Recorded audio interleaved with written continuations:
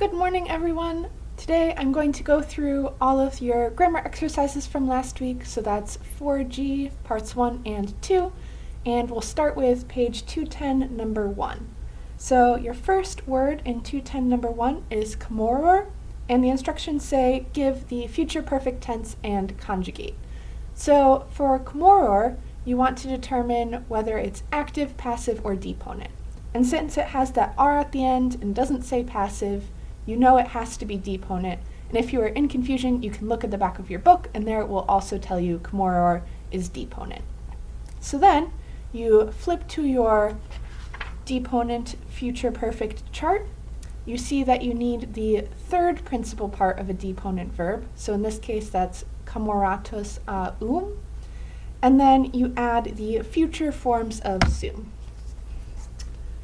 Here, it told you only to put the masculine for deponent and passive, so you can just do komoratos. So you have komoratos ero, komoratos eris, komoratos erit, komorati erimus, komorati eritis, and komorati erant.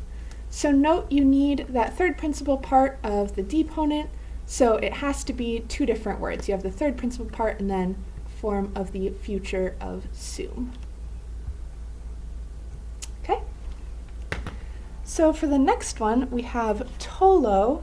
Here, you don't have an R at the end, so you know it's active, and it doesn't say you have to include the passive, so you can just do the one set of forms. So you go to tolo at the back of your book in the glossary, you find the third principal part, which will give you the future perfect, or any form of the perfect active, and then you add your endings. So here we have sestuli as the third principal part. You chop off the I, and then you add your endings here. So you get sestulero, sestuleris, sestulerit, sestulerimus, sestuleritis, and then sestulerint.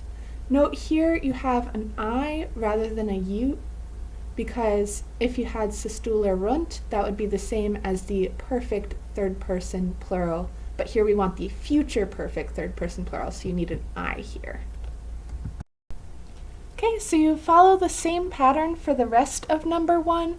You just figure out what you need, whether it's a deponent, an active, or a passive. You find the proper principal part, and then you follow the charts that you are given in the book. So I'm not going to go through them all in this video. I'm just going to post those online so you can check through your answers and save us a little bit of time.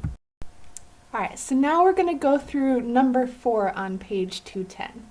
So here you just have a list of a lot of verbs, and you have to figure out whether they're future perfect or not. So you look at your first verb, which is kupiweram, and you see that here you have an am at the end, eram, so that has to be pluperfect instead of future perfect. If you had ero, it would be future perfect. Then you get to the next one, and you have komorati erunt. So we did that in the first one. You know that's future perfect, and it's third person plural, so they will have delayed. It's deponent, so it's active. Then you have paraweros. Again, you have an as as opposed to an is, so here it's the pluperfect. Next you have, reperta eris. So eris, definitely future perfect. Here we have a passive form from reperio, so you will have been found. Serwawisent. Isent is pluperfect subjunctive, so we don't have to worry about that one. Then we get to recepta erit. So again, very similar to reperta eris.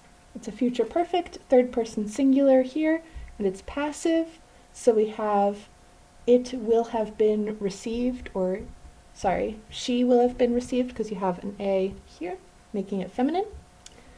Then we get to imperawisti. Here, isti is a regular future ending, so not future perfect. So next list, we have usi eritis. Eritis has that I that we want, the eri, so that's future perfect.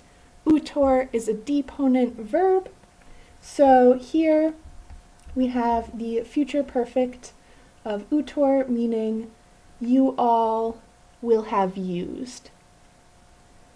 Next, we have akasistis.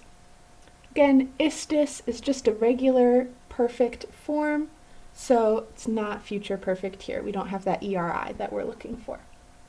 Here, vocaweratis, we have era with an A, so that's pluperfect rather than future perfect. Yakuero is future perfect because we have that ERO, and it comes from yakeo, so we have I will have lied, as in I will have lied down. Then we have liberaverit. Again, we have that ERI that we're looking for in the future perfect.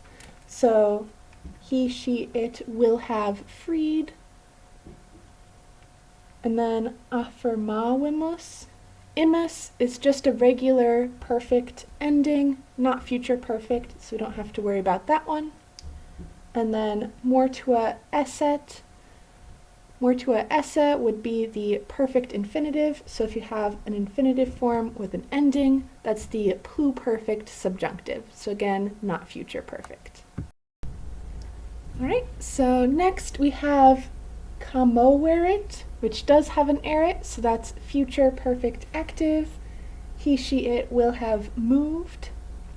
We have nisus ero.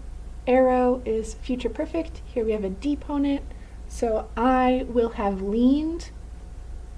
Sensitis or sensistis. Istis is a perfect form.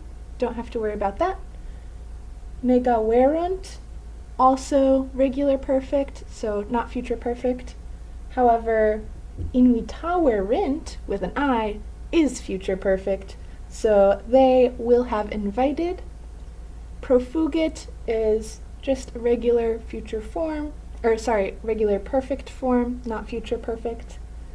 Adierimus has erimus, so that is future perfect, so we will have approached from adeo. And lastly, we have these three, so agressus esset.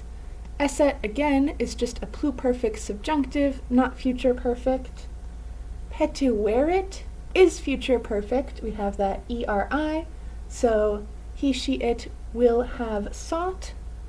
And then visum erat with an A is pluperfect. All right, so moving on to page 211, number 5, letter D. Here we have it. So we have C, indicating that this is going to be an if, so a conditional phrase. So if to the kingdoms, and then you have to scan down to see what agrees with kingdoms, and here we have inventa. Okay, and inventa is a past perfect participle, agreeing with regna. So kingdoms, found, or having been found. And then we take the two things that are in the middle. So numquam, never, antea, before. So if to kingdoms, never before having been found, then we get our verb, adgressi erimus. We will have approached, or we will have gone up to, adgredior, in the future perfect.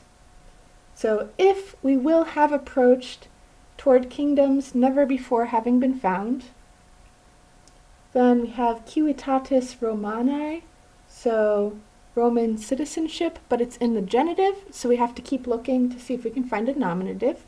Then we get to nomen, which is neuter, so it could be accusative or a nominative, but we have the name of Roman citizenship.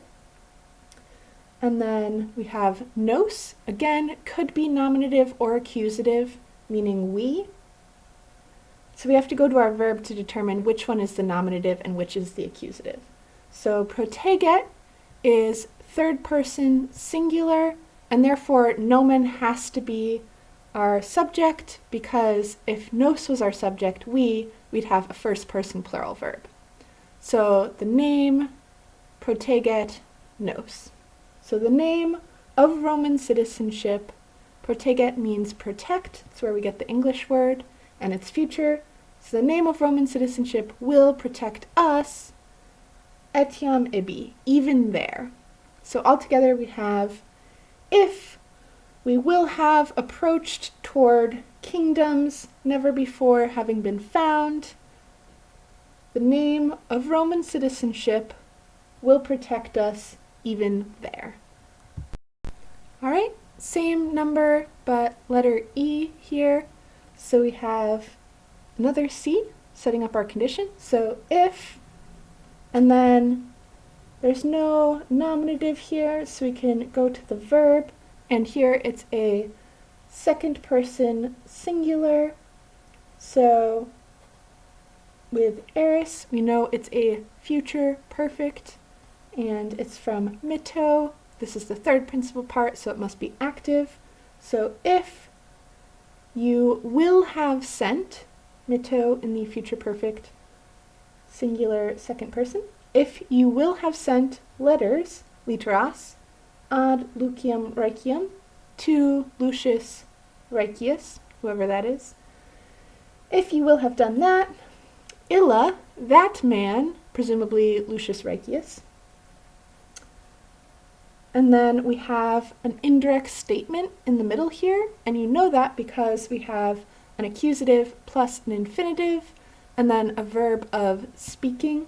So that man confirmabit will confirm. And what will he confirm? He will confirm this indirect statement, the Gavium Quem Romanum esse. So that man will confirm that Gavius is a Roman citizen. And we've seen this Quem Romanum esse a bunch of times, lots of people confirming or claiming to be Roman citizens in our passage this week. So altogether, if you will have sent letters to Lucius Raecius, that man will confirm that Gavius is a Roman citizen. Alright, so this next one, F,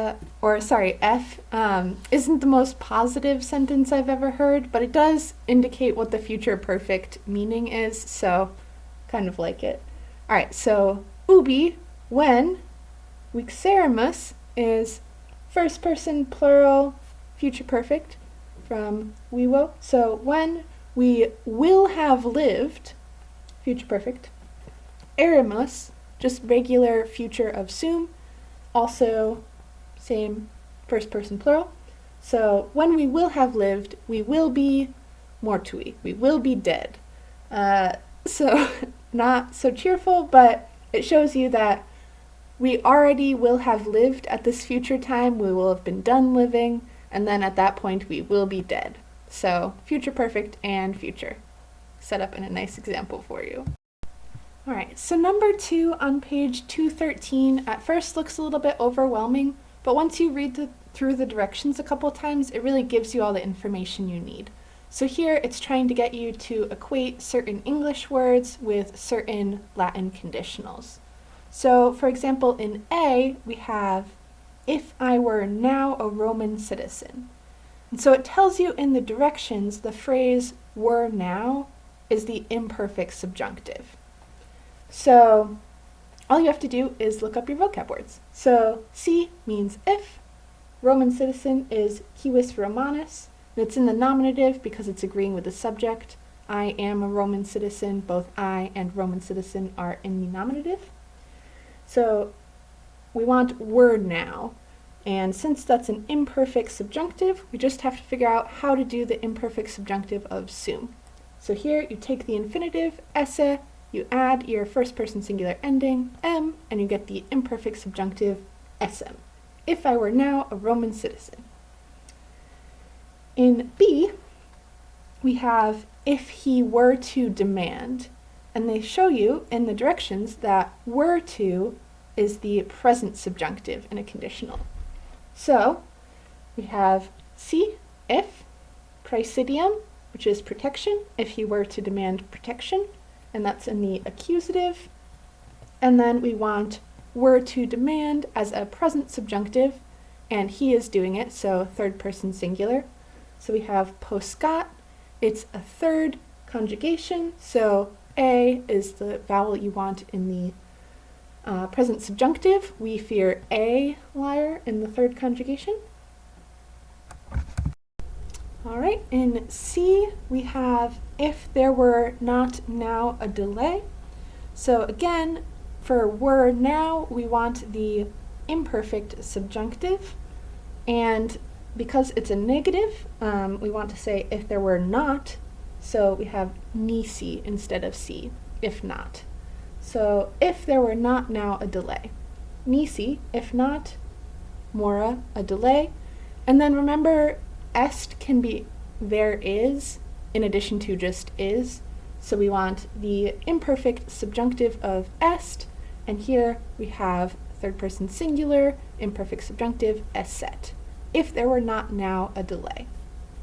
In D, we have if our friends were to be moved. Remember, looking at the directions, were to is the present subjunctive, and we want the passive here, were to be moved, as opposed to the active were to move. So C, if our friends, nostri amici, and the nominative, because they are the subject, were to be moved. So present subjunctive, and moeo is second conjugation, so we have we fear a liar, so ea here, moeantur, and then this is the passive ending because they are being moved. All right, so in E, we have if we were asking for protection, and in your instructions, as you will see, were blanking is the imperfect subjunctive, just like were now.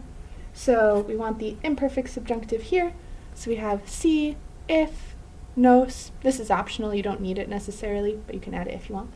If we, and then protection, praesidium, we already had that. And then ask for is rogo, and here we want the imperfect subjunctive active. So rogare is the infinitive, and then you add your end. So rogaremos. Rogaremos is your imperfect subjunctive. So if we were asking for protection. Similarly, in this next one, we have a kind of confusing setup. So we have if I were to keep shouting. So what you need to know about this one is that keep shouting is one of your vocab words. So klamito just means keep shouting. So really you're just looking for if I were to, and were to is the present subjunctive as your directions tell you. So see if, and then klamitem is the present subjunctive first person singular of klamito. So we fear a liar in the first person, or the first conjugation, you want an E.